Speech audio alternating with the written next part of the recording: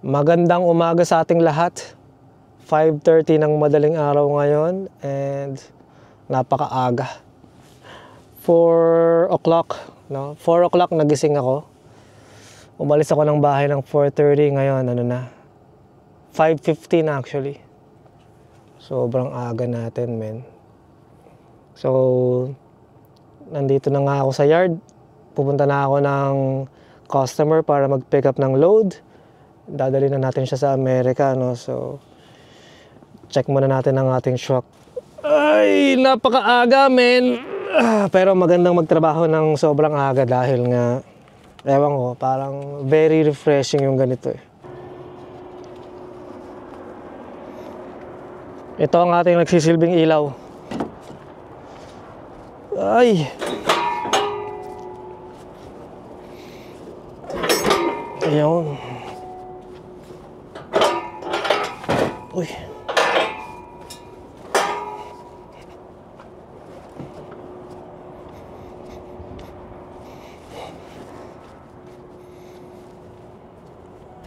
Ating langis.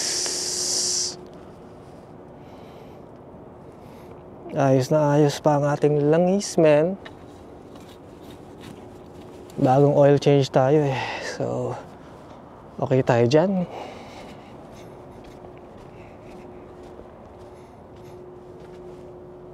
Ayos ang level ng ating coolant.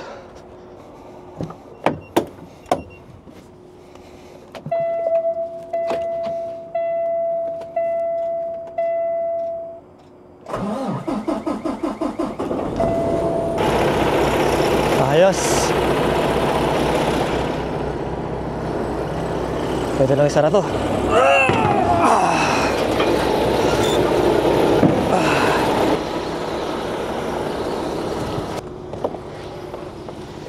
Ating gamit.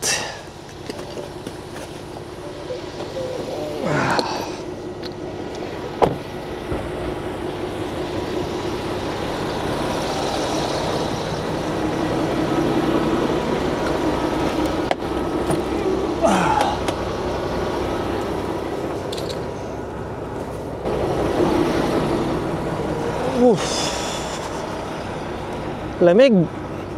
-3 degrees. -3 degrees ang temperature. Pak. Sarado ang ating fuel cap. Ayos ang ating hoses.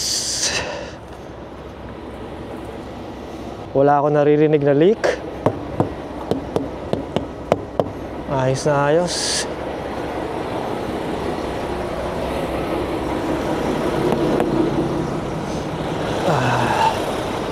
Ayos na. Sabi ko na yung martilyo dito. Yan. Lamig. So, labas na natin to si Pete. Labas na natin si Pete, man. Para makapag-park na yung kotse natin.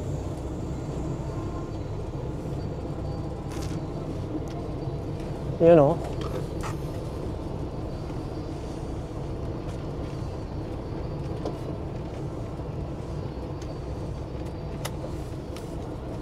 Ayos na. Gagi.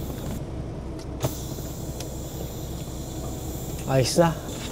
Hanapin ko ng aking trailer. 720-33. Alright. 720-33. Sabi.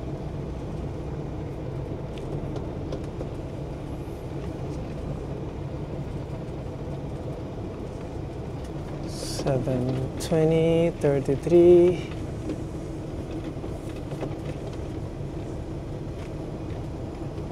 Oh, parang wala dito ah. Hi.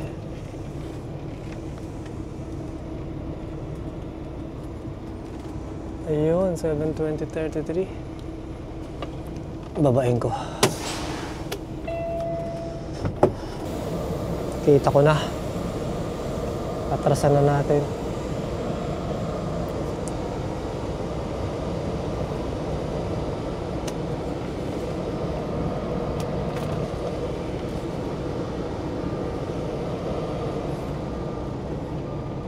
Pwede natin buksan yung ilaw.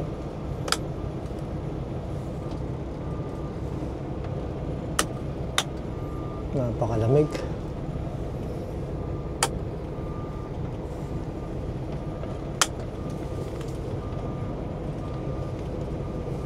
Sobra namang dikit na ito.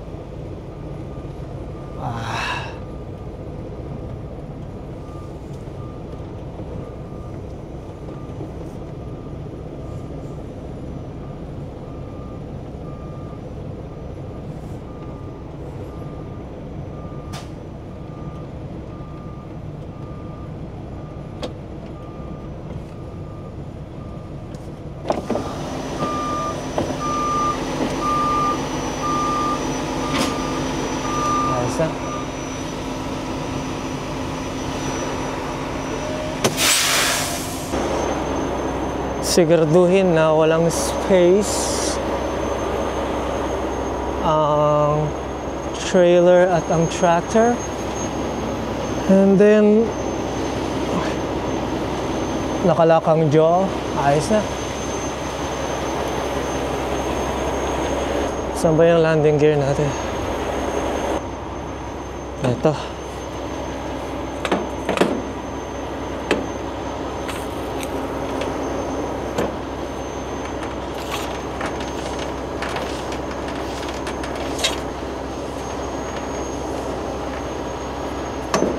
Ayos na.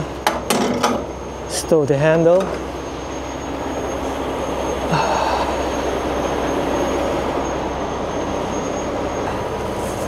Kunin natin tong ating washout ticket.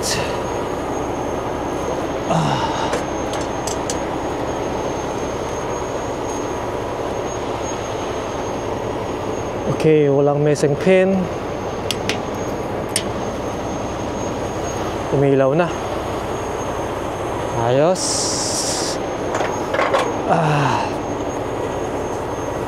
Service line.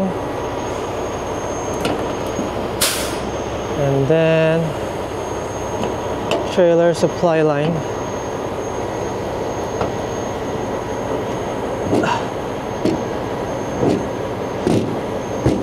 Ayos.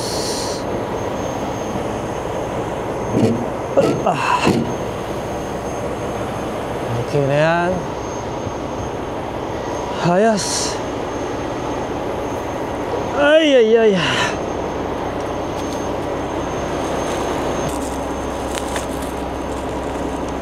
Okay. Kailangan tong washout ticket na to para maloadan tayo, no? Ayos.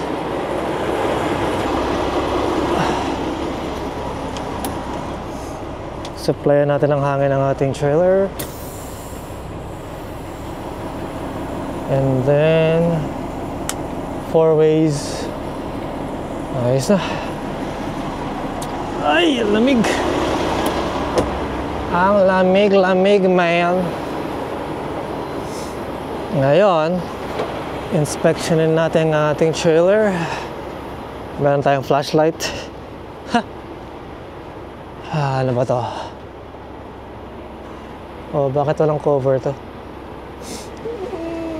So, nakadump pa yung ating airbags. Supply natin ng hangin. Yan. Okay, ang ating air pressure. Meron tayong fastener locks. So, hindi na natin i-check yan.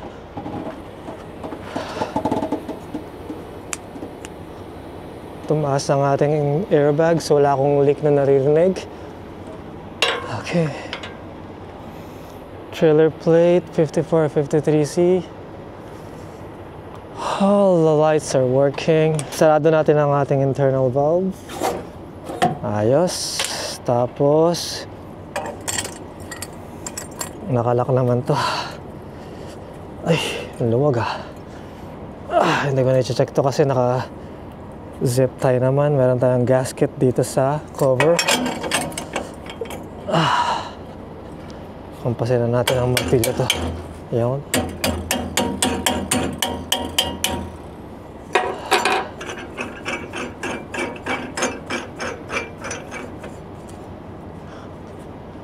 Ayos na. Ay, atik, nalaglag pa yung flashlight ko. Okay, ngayon wala dapat laman to. Ano? Walang laman. Ayos.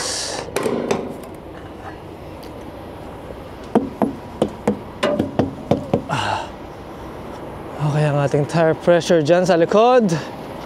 Okay, tayo dito sa taas.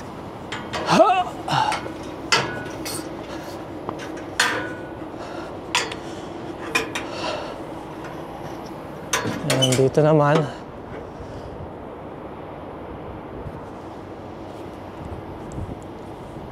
Parang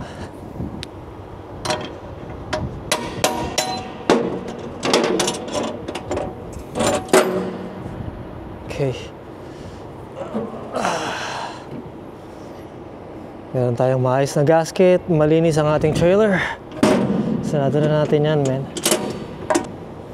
Takpan natin to ang ating Chicago fitting. Ayos na. Ngayon, gusto kong i-check tong ating washout.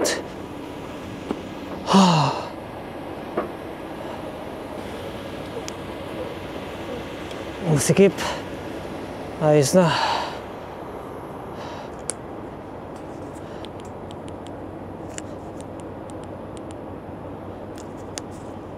Parang humina yung battery nung nabagsak ah.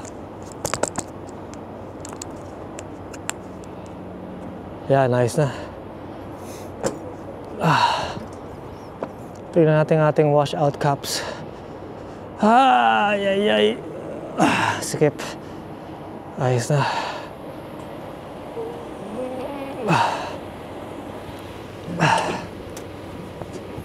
Baba na tayo dito.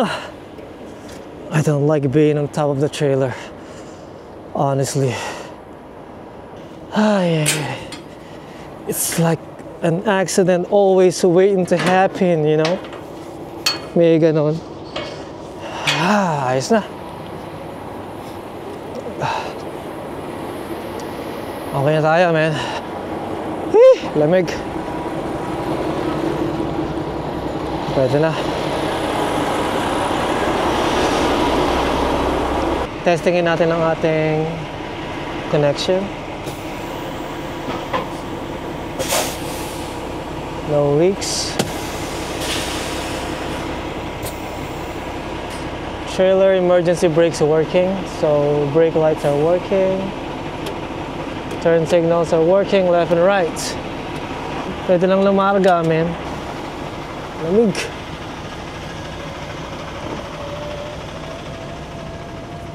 Trailer brakes working. So kailangan ko lang turn off ang ating mga ilaw and magkita-kita tayo sa St. Catharines, man. Ayos na, nandito na ako sa customer, man. So, ano ba to?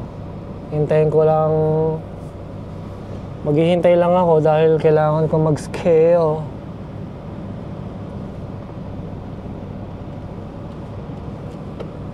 Kaso mayroon pang truck sa scale, kaya maghihintay ako dito. Hindi ko alam kung yung truck sa scale ay paalis na o maglo-load pa lang, kaya maghihintay tayo dito. So, nakapag-check-in na ako. And itong truck na nasa scale na yan, kailangan niyang umalis muna. So, sabi niya, magparada raw ako dito malapit sa sa fence. Nasaan ba yung fence? Ito siguro. Okay. Kasi itong truck na yan, nag-i-scale pa yan eh. Maglo-load rin siya, so paano ko ba didiskartehan to? So ito na, men, waiting game na tayo dito ngayon. siguro mag-iinit ako ng pagkain para makapag-almusal muna ng maayos, no? Dahil hindi pa ako kumakain, so pakita ko sa inyo ang itsura ng St. Catharines, man. Ang customer na to.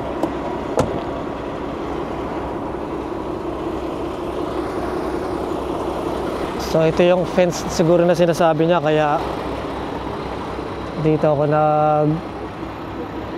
nag-park. Dito ako maghihintay. Ay, alas 7 pa darating yung tao eh. So hinihintay ko lang dumating yun.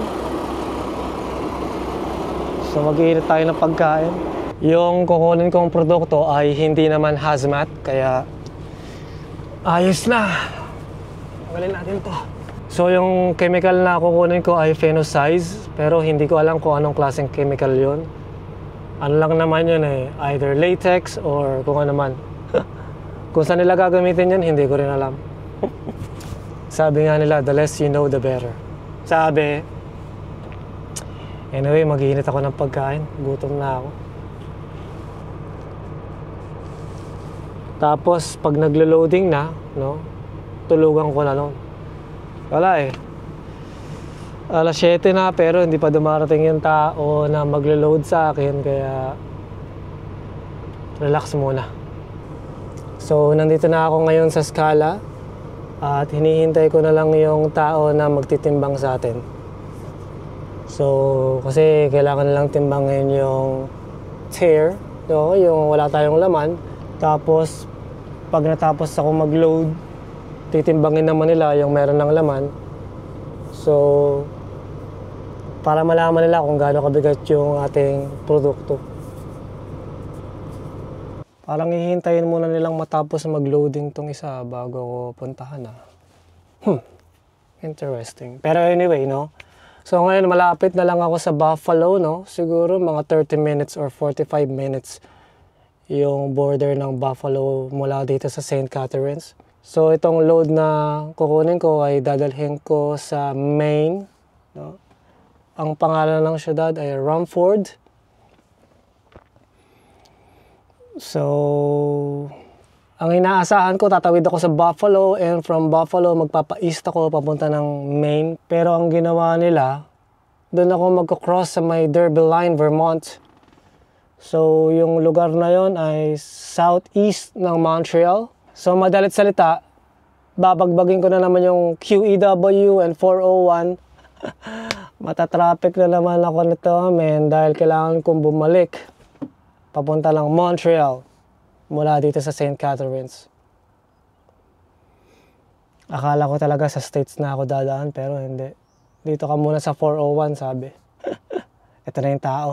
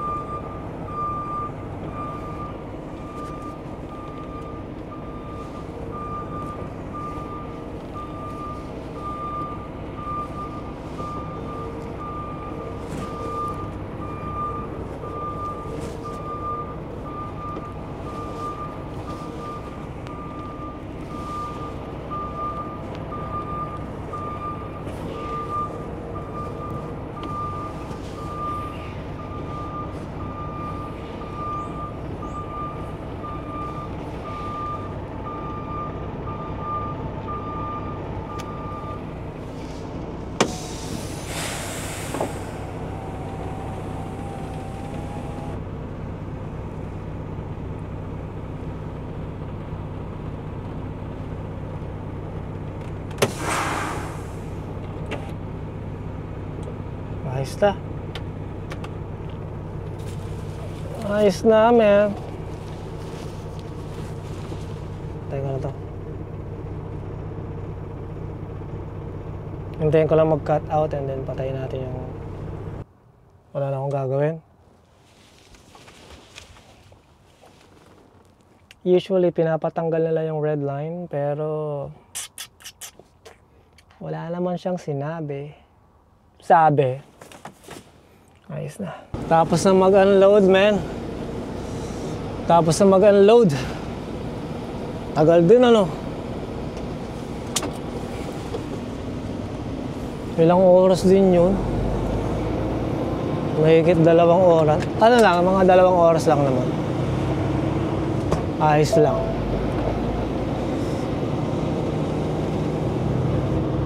Punta na tayo sa Montreal, man. Doon na ako matutulog sa border ng ano, Ontario saka Montreal. Alay.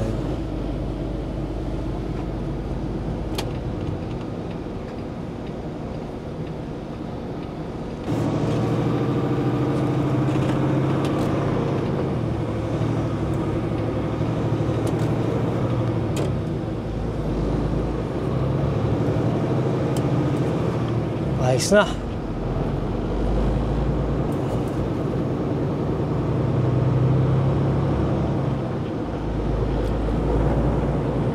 Nakaidlip naman ako, no? Grabe. Kaso, gising yung diwa ko. Nakapikit lang ako pero gising ako. Pero naka ano na rin, nakapahinga yung mata, no? Ayos na yun. Mamaya na lang ako matutulog. Mga alas 3 ng hapon. Kasi ano na eh, 9:30 na ng umaga. Hihinto ako sa truck stop, mga ano na yun, 3 o'clock or 4 o'clock PM. So, tulog na ako nun.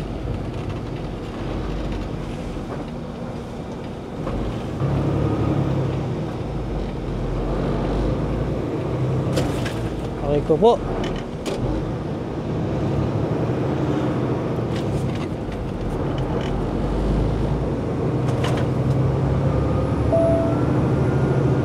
Slush.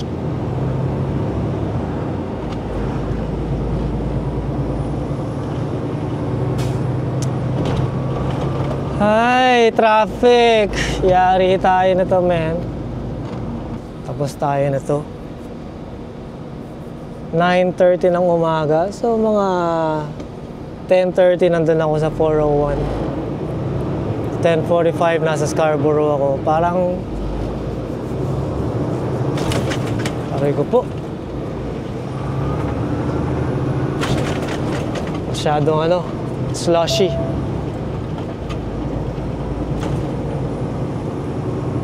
So, dadaanan ko lahat ng traffic dyan sa QEW and 401.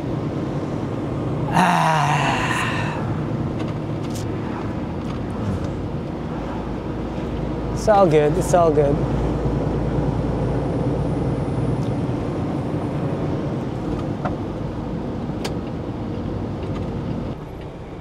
Ayaw maubos ang sasakyan ah. Oh, hinto ka na. Oh, diretso pa talaga.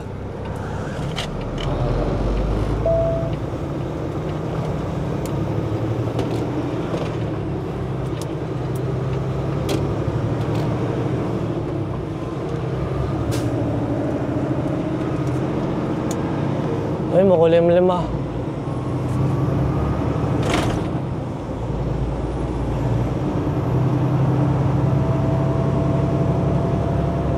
Nakabalik na ako dito sa QEW and focus muna ako sa driving, man. Mamaya ulit.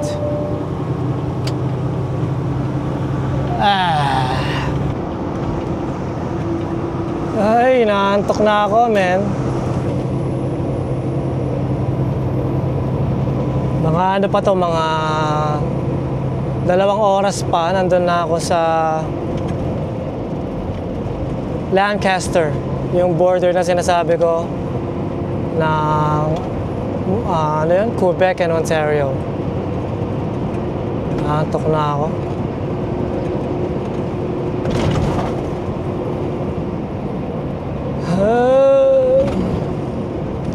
Pero ayos lang.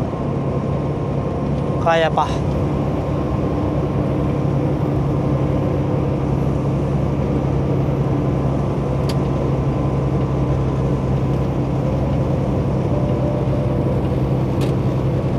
Dalawang oras na lang, men. So, ang gagawin ko sa truck stop na yon, no?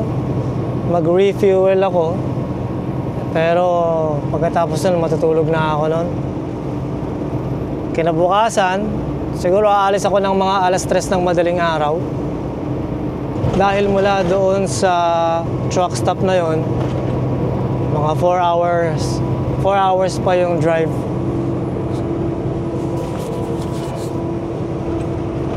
So, mag-alarm ako ng 3 a.m. So, darating ako doon mamayang hapon ng mga 3:30. And matutulog ako ng mga mahigit 10 hours yung magiging tulog ko.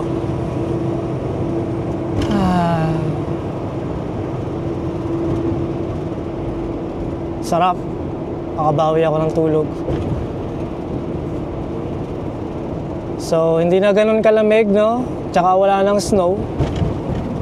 Kanina medyo merong snow ng konti, pero dito sa part na to wala na. Nandito na ako sa mile marker 566 ng 401 East. Ay! Ito na yung mga panahon na masarap magtrabaho dahil nga wala ka ng kalaban na taglamig. Maganda na ang panahon. Wala na yung doble-dobleng jacket. Pwede na mag-t-shirt, no? Minsan pa nga pwede na mag-shorts. Ayos na.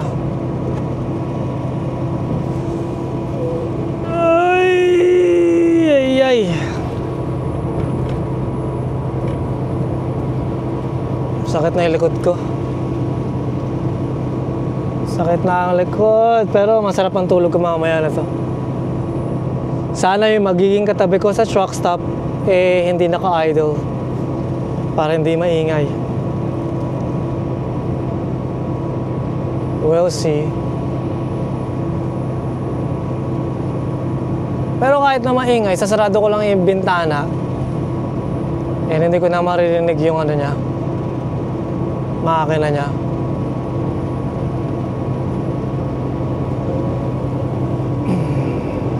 Grabe.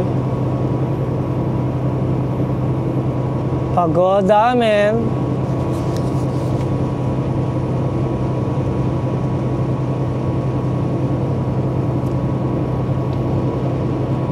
Ganda ng panahon.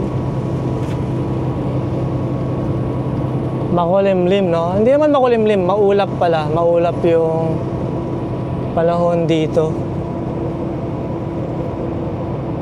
36 degrees Fahrenheit ang temperature. Siguro mga ano to, 3, 4, 5 degrees Celsius. Ay!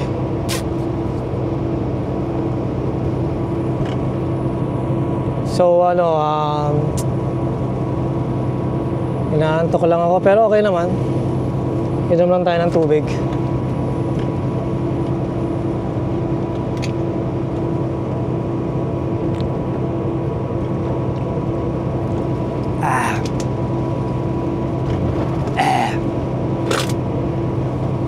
Ang problema, wala akong coffee.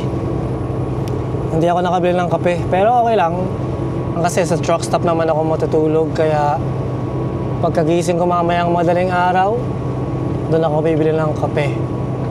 Kape. Kasi madaling araw yun, no? Alas 3 o 2:30 ako aalis ng madaling araw. Kailangan ng kape nun. No? Hindi pwedeng walang kape nun, man.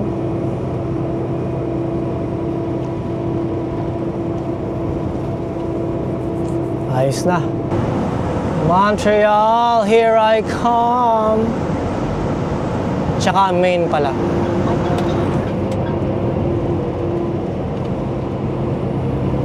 May tumatawag yung school.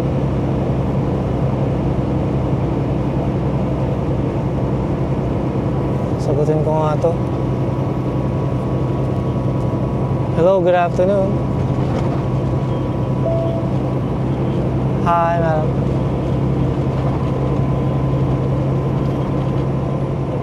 Yes? Yes, for the whole week since Monday, yeah. She had an accident last weekend. She fell off the stairs and she had this huge swelling on her left cheek. So we took her to the emergency and the doctor performed a CT scan. Nothing serious. They said there's no concussion or internal bleeding or broken bones, none of that. So it was good. And right now the swelling is gone now, but there's still the bruise. The bruise came out after the swelling, so she is going to go back to school on Monday because we don't want her to go to school with a bruised face like that. We don't want the other kids to make fun of her, stuff like that. So, thank you, madam. Yes, madam. Thank you so much, madam. You have a good night now. Thank you. Ano daw? Isla. Salamat sa Diyos at okay naman ang ating anak, no?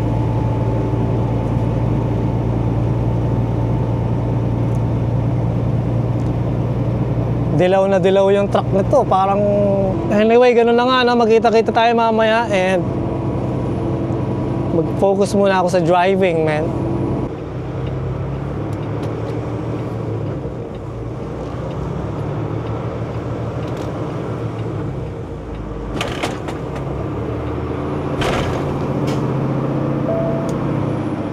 Dito na ako sa exit, man. Malapit na sa truck stop. Hinahantok na ako. Pero ayos na, at least nakarating na ako dito ng maayos. Daming parking. Marami pang parking, man. 3:00 pa lang eh. Mismo. Walang kakaliwa.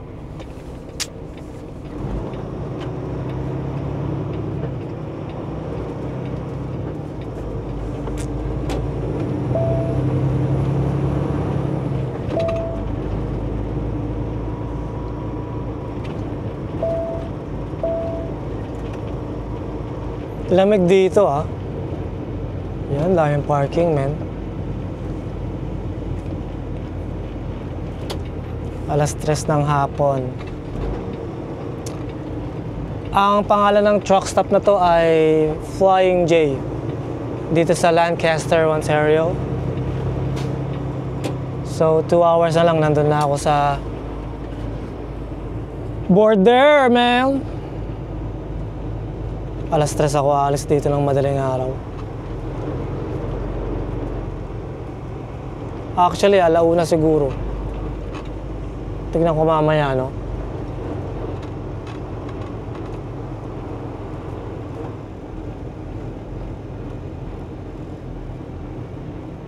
Mag-park na muna, Kaloy. Yun, walang reefer.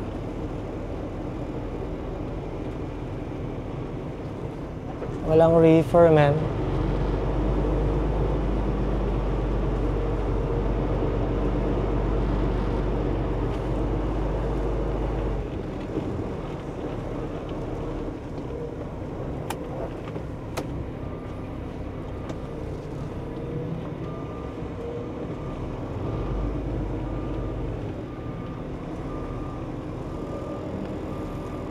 Ay, ganda ng parking ko.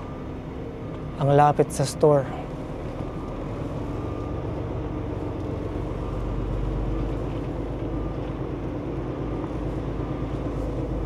Uy, sumobra.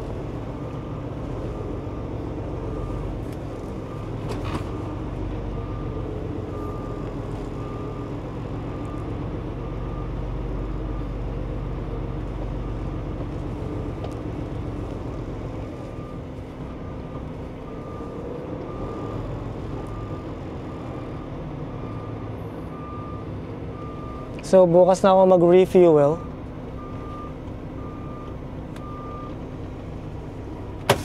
Ay, thank you, Lord. Bukas na ako mag-refuel dahil pagoda na. Ayos. So siguro aalis ako ng alas 2 ng madaling araw. Madaling araw akong aalis. Para makarating ako dun ng on time, no? Dahil mula dito, 6-hour drive pa. So, 3:30 na ng hapon ngayon. And naalis ako ng alas 2 ng madaling araw. So, ilan yun? 10 hours and a half? Pwede na yun, man. Bukas, didiretso lang ako dyan. Dyan na ako mag-refuel. Ayoko mag-refuel ngayon dahil ang daming truck. So, ang katabi ko ay isang flatbed na empty. And itong kabila ay dry van. Mag-post-trip muna ako. Post-trip inspection, no? Para siguraduhin lang na walang problema to ang ating sasakyan. Uy, lamig dito. Isang mabilis lang na ikot. Wala namang leak dito.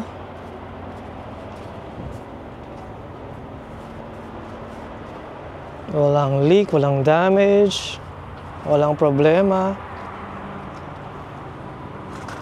Nakaselyo pa rin ang ating trailer. Ayos naman.